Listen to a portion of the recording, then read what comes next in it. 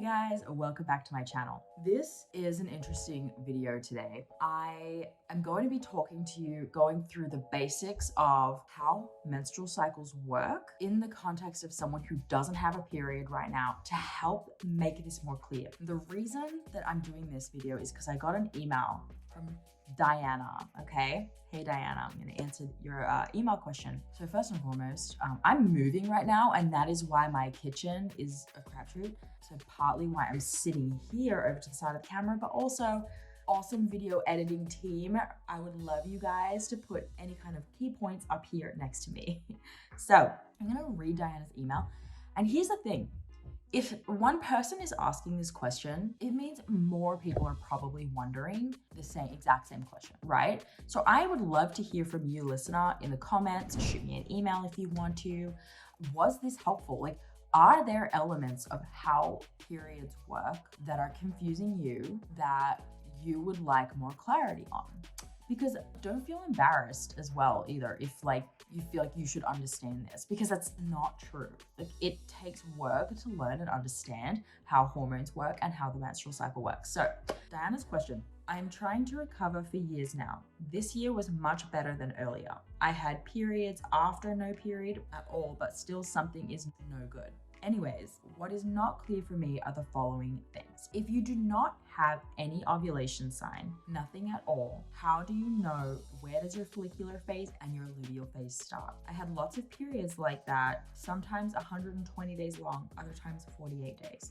So in a nutshell, this question is, how do I know where my follicular phase is, where my luteal phase is, if I have no signs of ovulation at all? So it's entirely possible that you are not ovulating, right? And that is why you're unsure when and if you ovulated. This is why we track temperatures and cervical mucus. We keep an eye on whether or not our temperatures are in range, and we watch to see for a clear and obvious shift in our basal body temperature. We check this every day, once a day, before we get up out of bed at a consistent time, so we can see this. And then once it's risen, we can confirm after 3 days where the temperatures were higher than the previous 6, we can confirm the ovulation happened. And then we can use mucus as a cross check. Were we seeing mucus, and then did it go dry and we stopped seeing mucus? And basically the temperature rise and the stop of mucus should correlate within about a day of each other. And that's a very obvious sign that you ovulated. So that's what you're looking for. Now, if you're saying that those are not working, I'm not seeing mucus, I'm not seeing temp rises, and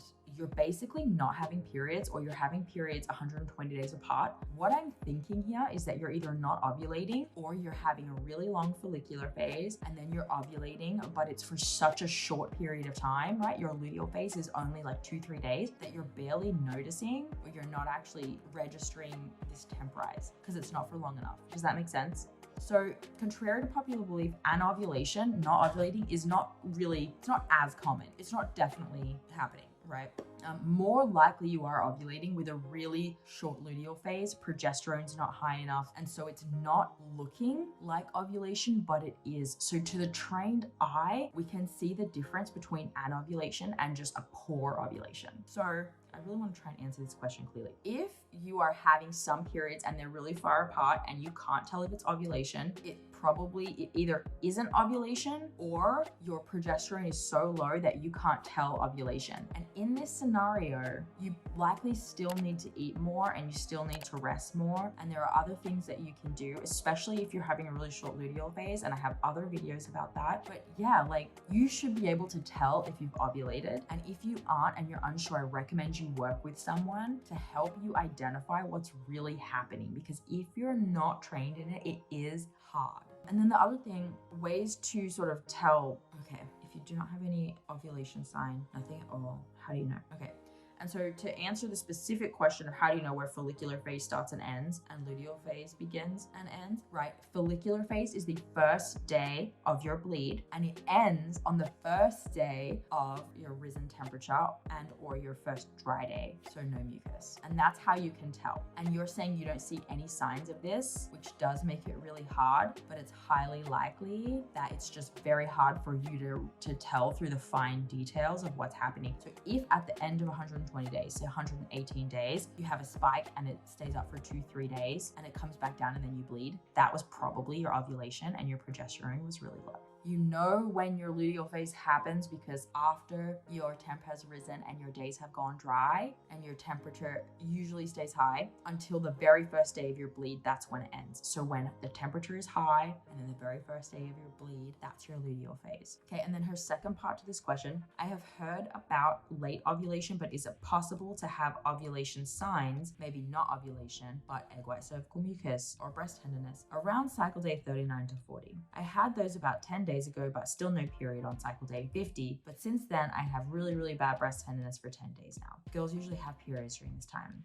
So yeah, okay. Is it possible to see common symptoms of ovulation, but not have actually ovulated? Totally, yes. Breast tenderness, however, when that happens, Ashley and I are often like, oh, you know, this person's about to bleed. That's one of the really strong signs that your period is coming. Now, you have said in this message to me, and you sent it 4 days ago, but I have really, really bad breast tenderness for 10 days now. So it's possible that I bet you that you reply to my email or to this message and you say, I did get my period a few days later.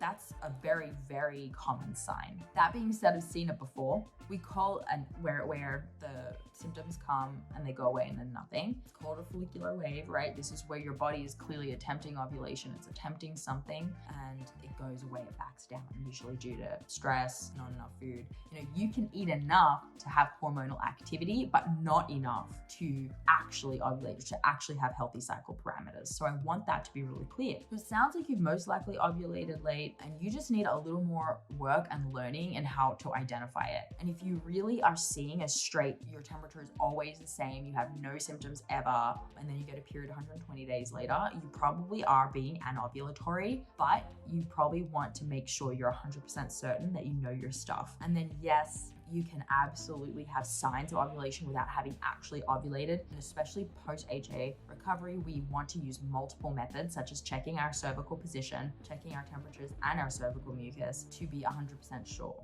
that we've ovulated, because at this phase, things are so volatile often that we can't be 100% sure unless we're really keeping an eye on all of these areas. Guys, I know that this was a lot of information and it wasn't scripted or written, so I'm hoping that it was helpful. Please let me know if you have any other questions like this. I'm happy to answer.